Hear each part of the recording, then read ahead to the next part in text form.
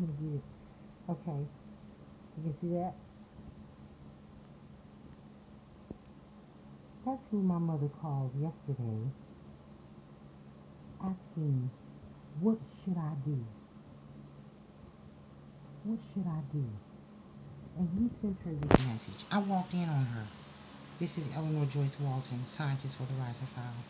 I walked in on her conversation with this individual. She was talking about me. See, because she been getting on my ass about this voucher. This voucher. Now, I've searched high and low for a place. I can't find anything around here to use this voucher. I'm not going to lie. And I can't afford the expensive housing, and the apartments won't take my dogs.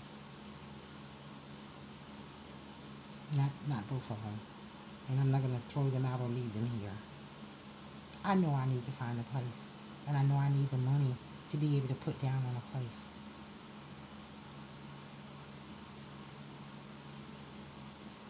And like I said, some time ago, a few years ago, I tried to get housing at 248 Church Street. And my mother tried to get me to lie in order to get the housing. She was using Vester Smith and told me to tell Deborah that Vester Smith was not my mother.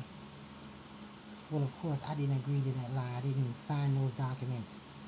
She had gone to Portland and left Patrick and Natalie and Keisha handling her business. So she said they issued a check for that house and someone cashed it. It wasn't me. The people that was handling her business obviously had to be the ones to cash the check. Keisha, Patrick, or Natalie. 248 Church Street. Well, after I wouldn't lie, because you can't use housing and rent from a family member. So she was saying she wasn't my mother, and she told me to tell them that. Well, of course, I knew when my mother told me that, to tell them that she wasn't saying it to help me. I knew she was saying it to help someone else. So I said, I just, nodded at her, and when the girl, came and asked me, she wasn't here. So I called Patrick and I asked him, well, who owns the property? Because the name on the deeds, whose name is on the deeds, because that's the name on the deeds that has to match the name for the person renting. And Vester Smith that's the name V else to be using, Vester Smith. Now, I walked in on her conversation yesterday. When I walked in, she said to the person on the other line, which was Roy Llewellyn, she said to him, you want fries with that? And she wasn't even cooking no fries. So later, last night, I asked her, I said, did you cook some french fries? She said, what, I ain't cooking no french fries. I said, well, the person you was talking to on the phone, you asked her if they wanted some fries with that. Oh, well, if you're going to be eavesdropping, I said, no. I wasn't eavesdropping. I just walked in. I heard you say, do you want fries with that? See, that was her telling the person on the other end. She was, when I walked in on her conversation, she was saying to them, well, what should I do? Because she been saying to me, she going to get the police coming out here and kick me. I said, mad at me because I told her, point blank, I am not going to pick Clarence up off of that floor drunk. Drinking, falling, I'm not going to do it. She mad at me because of that.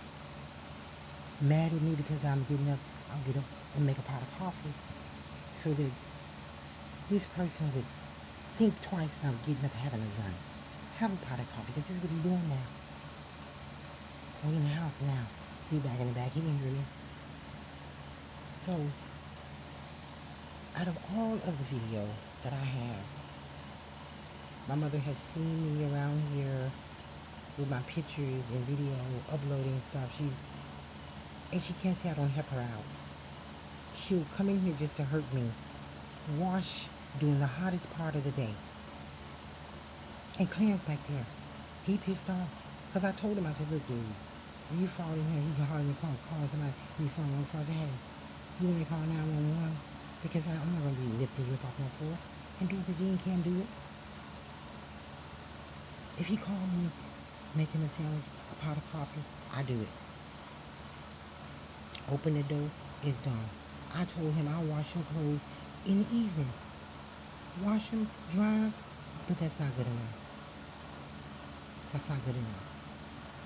She come in here with Calvin's clothes. Calvin put that lawnmower. Now he got a riding lawnmower. He said, I don't pay nobody to mow my lawn. You are paying Calvin to mow your lawn. You bought him a house. He living in that house over there on Liberty Street. You bought it on B-Dad. You used B-Daddy's credit to buy it. She told me, I'm doing this for Rudy and Pud. Wouldn't even let my father co-sign for a car for me. Let known property, a house. I told him I wanted Mama B's house. When I was in D.C., I said, I want Mama B's house. When that house come available, please let me know. I want that house. House came available. She wouldn't let B-Daddy help me get that house. He went and got it, moved Ruby in it. They tore it up before I could get to it. And then when I did get to it, and tried to put it on housing, she come with this low down mess. So the girl come by there and told me, George, you gotta find you another house. That's what Deborah told me. Oh, Patrick, I'm mad at me because I'm asking questions. Well, whose name? Because the names gotta match. And I'm not gonna lie and say Vesta Smith is not my mother, because she is. That's Viesta. Calling herself Vesta Smith. Oh no, she don't want to be called Walton in her business. You're gonna be a Smith. Well, I wasn't gonna sign no shit like that and fuck myself up. I know how my mother has done me. Even when I was working, I'd come home and visit and when you leaving? As long as I'm spending money, she fine. Oh, but let me go a day without spending $1. When you leaving? Now, you on the phone calling Bill Llewellyn last night about what should you do about me? What should you do about someone in... Now, I can see if I was hurting you in some kind of way, but you pissed off because I won't help you hurt somebody. And I say to her, my Aunt Silk, she be coming over here. I asked Aunt Silk, when I went up to Forest City, I said, will you check in on Mama and Dorothy? I said, because Mama and Dorothy be getting into, Mama fell in this house. They lied on me, said that I was the reason she fell. I said, I know Mama be in that fight with Dorothy Jean, and she hit Dorothy Jean in her head back there, and I heard her cry out. And I ran back there. Clarence said back there, and she said, I ran back there and said, what is going on? Well, she hit me in the head, Mama, with her walker up on Dorothy Jean. I said, Mama, don't hit Dorothy Jean in her head like that. Dorothy Jean is grown. If you don't want Dorothy Jean, let Dorothy go stay with Jackie. And I don't understand why Dorothy Jean, when Jackie comes, she won't go. She want to be here. And then when she go to the doctor, she won't tell him. Mama hit her with a walker. That's what she behind. She hit me on my leg with that walker. What I told Aunt Silk, I said, why don't you tell Mama not to hit Dorothy Jean on her legs with that walker? Rather than Aunt Silk telling Mama, don't treat Dorothy like that. You do what your mama tell you to do, and then gonna hold her walk out at me. I told Aunt Silk, I said, let me tell you something, Aunt Silk. I said, first of all, don't hold your fucking walk out at me.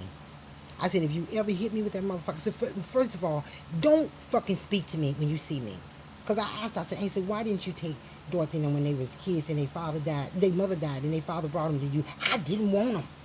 But now you want Dorothy Jean back and forth over there in your house out up because your kids don't want you to stay by yourself. Dorothy can't take care of herself. All them lying on me. Dorothy can't take care of herself. She back and forth. Silk want her to come over there and spend the night, but not stay all day. And she coming back here sounding like with this whooping cough. Now the vitamin C mix helps Dorothy, and I put her on that cranberry juice, but when her legs was big as her head and started elevating her legs before a doctor did. Oh, my mother got mad. She get mad at me. So I put Dorothy Jean on the vitamin C mix, and lo and behold, God in heaven knows it helps her.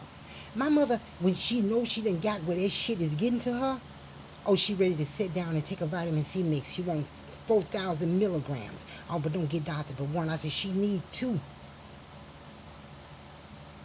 And she got me where I'm scared to sneak and give it to her, because then she'll go do something low down. Viesta then told me not to call her Mama. And the only reason my mother treats me like that, lo and behold, God in heaven knows, is because of who my father is, Ernest Walton. Now you on the phone calling Bill Llewellyn, the city attorney, what should you do about me? Because she been talking about, you got that voucher, and you showed me this month. You got your voucher. A voucher ain't no fucking good if there's nowhere for you to go stay. And I don't have a vehicle. God in heaven knows someone will buy my file or give me, I can find some work somewhere where I'm, getting paid to do what I do. Really. Because it is work. She calling Bill Llewellyn not to say, what should I do about clans getting drunk and falling out in the floor? Or what to do about this Calvin, this crackhead motherfucker who come over here with a lawnmower. They got a riding lawnmower. But he come over here with a walking lawnmower that, the little flap goes on the part where the exhaust, the part where it spews out all of this fume. He parks it right there at the dry exhaust, where the dryer, where the exhaust for the dryer, here beside the house, so that the fumes from the lawnmower come through that dryer pipe. When I told him, he left it sitting there. And I got up. I guess he thought I was sleeping here. I got up.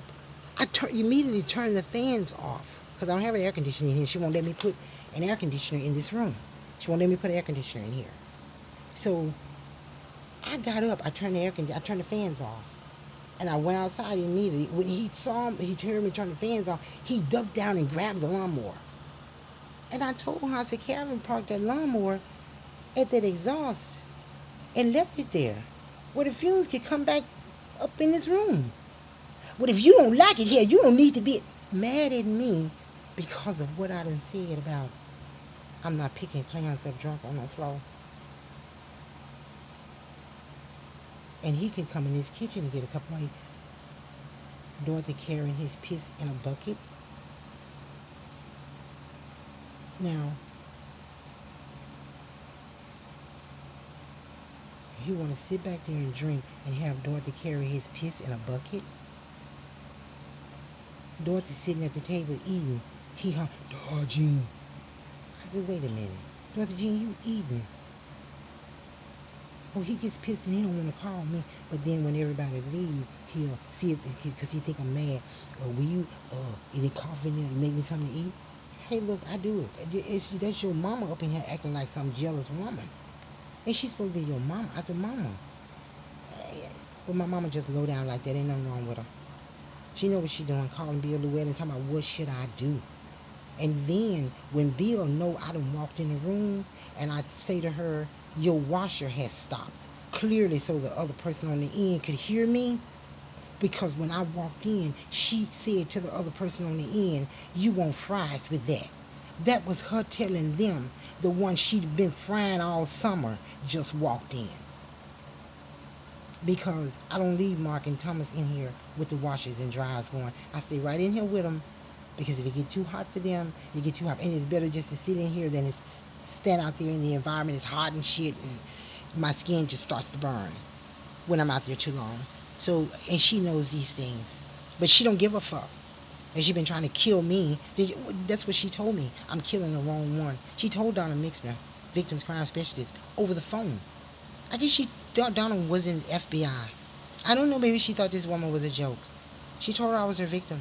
And then she set her ass back and watched her kids do all that low down shit. Lying down there in that court. Lisa Jean's using her. Here, I've encouraged you to go do what you've done. And help look after your kids while you go do it. And then you low down bitch who pissed off with me, Lisa, because when she come telling me why they took her kids and the one that got burned, she said that Koya burned DJ with the iron. DJ was a year old. And she said DJ took the iron and burned Koya back. I said, you're a fucking lie. You burned that girl. You had to take that iron and burn your child yourself. And then she was running around here with some white guy after bringing Koya down here from California. And I told my man be dead. I said, Lisa's coming around. Some dude then adopted them. And she's riding this child around with this girl riding around on this man's lap. And the child said the white man giving her money. I said, now what the hell does that sound like? He ain't giving nobody money. He's not giving. Area and DJ say he only gives Koya money. And she's the only one riding on his lap. And what the hell does that sound like? So she been pissed off ever since. She gonna say to me down there in Aunt Katie's house, what are you, the pussy police? I said, no, Lisa, I'm not the pussy police, but to solicit your kids for money, what Aunt Katie taught us how to get money from a man. I said, that's a damn lie. Don't even go lying on Aunt Katie like that. And then another time she pissed off with me because I was here cooking at the house. They had gone to church. I stayed home to cook that day. She took April's son to church with her, Marcus. Marcus came back from church. I was at the stove making their plates. And I looked down at Marcus. I said, Marcus, what do you want to eat? And Marcus looked up at me, and dark as he was, he had a handprint in his face. I said, Marcus, who hit you? He said, Aunt Lisa slapped me. And oh, Lord have mercy, it just hurt me so bad. I dropped the spoon that I was making, dipping the food out. I was upset, And I went down to Aunt Katie, and Lisa was standing there in front of the stove with her low-down ass, eating a bowl of cornflakes. I said, Lisa, why did you? And she started screaming at me, and I slapped that bowl of cereal out of her fucking hands. And then Aunt Katie got sick many years later. This motherfucker lay up over Calvin's house. She can never come see Aunt Katie. So I say her and Calvin must be over there smoking crack together. God damn it. How the fuck you gonna lay up over there and Aunt Katie's sick? You don't come see about her. And then her kids told me when I was in there changing Aunt Katie's pamper, I was saying, Area, bring me a pamper, DJ, bring me a towel. My mama said she don't want us helping with Aunt Katie. Oh, Lord, these people have done some low-down shit. So that's why bitches are on me. Because I will repeat this shit that you've done and said, motherfucker. Go ahead, say whatever the fuck I've said or fucking done.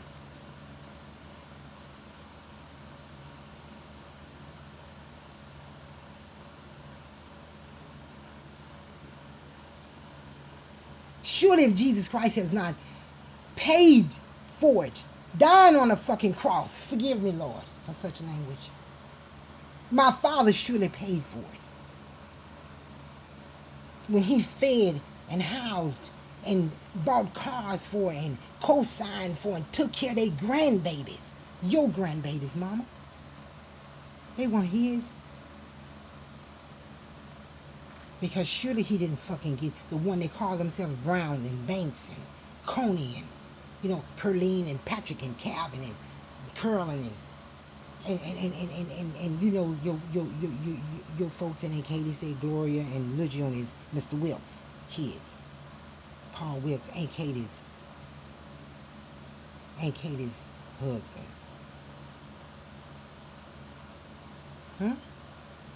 And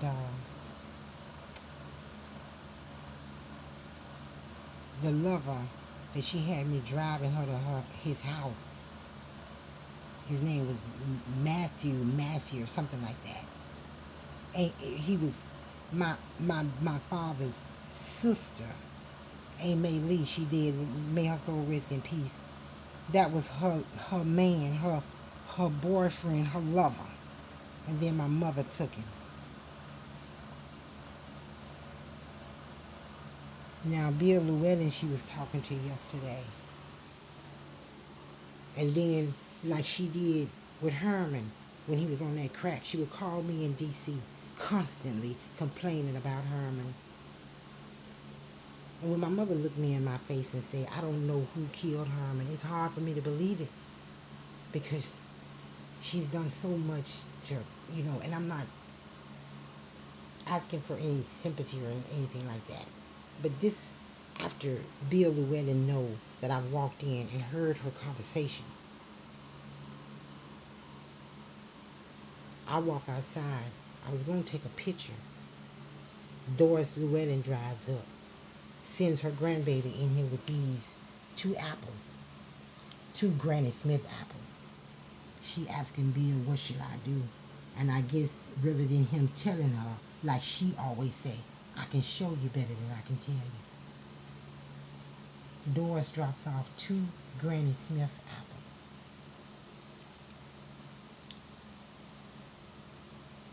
2 Granny Smith apples. And I asked her, Did Doris bring you something from her garden? So this is what she brought. So they showed her better than they can tell, and that's what she go with, Smith. And surely that property over there that she purchased for Reuben Pug, she must have used, I don't know, I think Ernest Walden, her name is on the deed. Because some years ago, Lisa changed that deed from Ernest Investor, changed it over to Calvin and Adrian. And then when my mother found out about it, she went down into the court and had it changed back. Calvin been pissed off with her ever since. And you can bet he been pissed. Just because he's driving her, that don't mean he's not an angry, crackhead motherfucker. Almighty God forgive me for such language. And I know they go on there and look at like, well, they have, I'm sure they do. Because they want to know everything I'm saying and see everything that's being, probably, I don't know. I'm sure. I'm certain of it. Oh, yeah. They're listening. But anyway, Donna,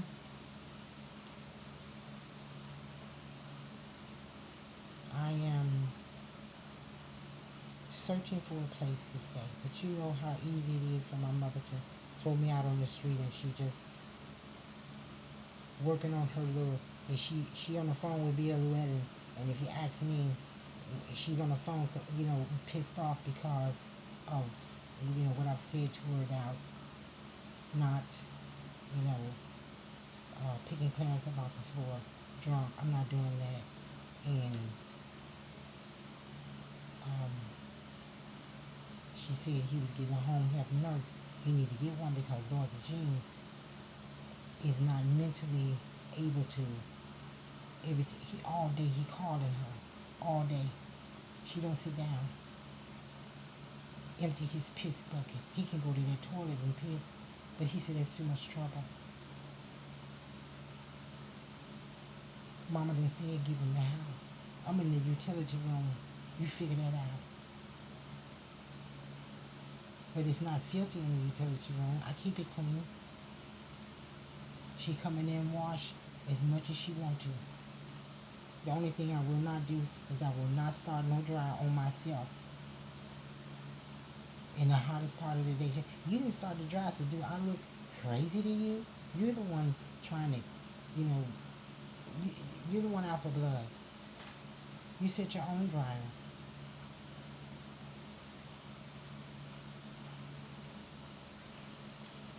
So, if there's anybody out there with some property with a dog that I can rent, we would be more than happy to take it. I don't need no one saying, well, because you got dogs, will you accept this house because the float, you can see the ground, or the, well, I really don't want to put up with the dogs, so do you mind taking the property, even though the roof leaking?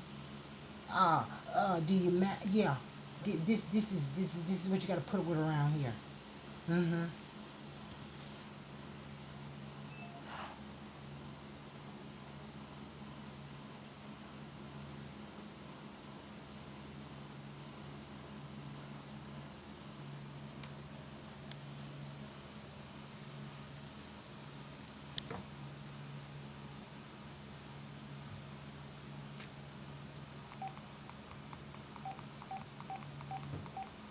And then this morning, the phone kept ringing. So I guess in the night, she was calling her little prosecutor. Because that's what Lisa told me. I work for the prosecutor. And that's who Bill is. He's supposed to be the city attorney. Said, that's the city attorney. You need to talk to the prosecutor. She the one kept coming and getting Dorothy Jean when her aunt, as a matter of fact, she come down here with her aunt Sylvia.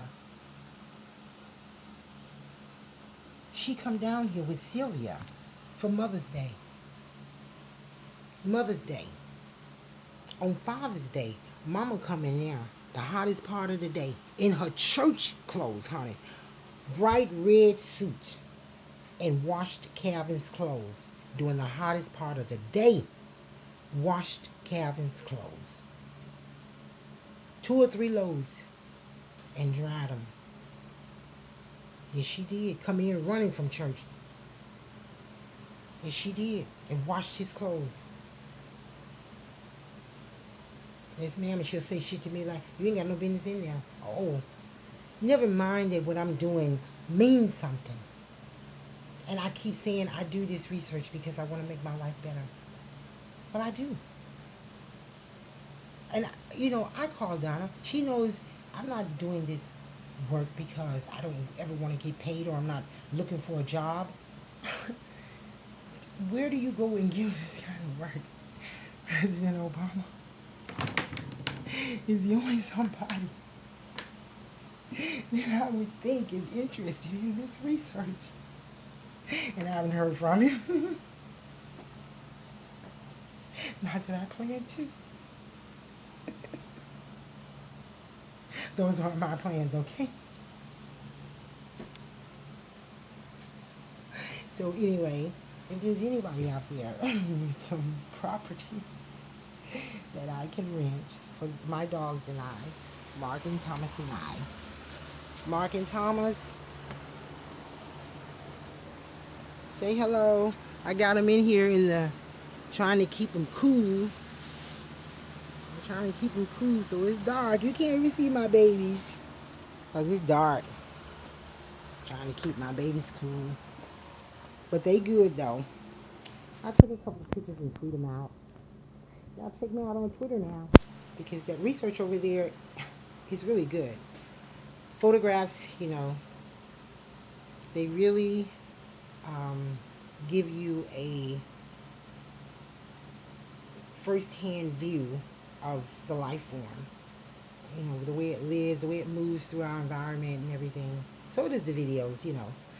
So anyway, drink your vitamin C mix and drink your cranberry juice and be sure to get lots of fruits and vegetables in your diet. And, again, this is Eleanor Joyce Walton, scientist for the Rising House, here in Marianna, Arkansas, at my mother's house.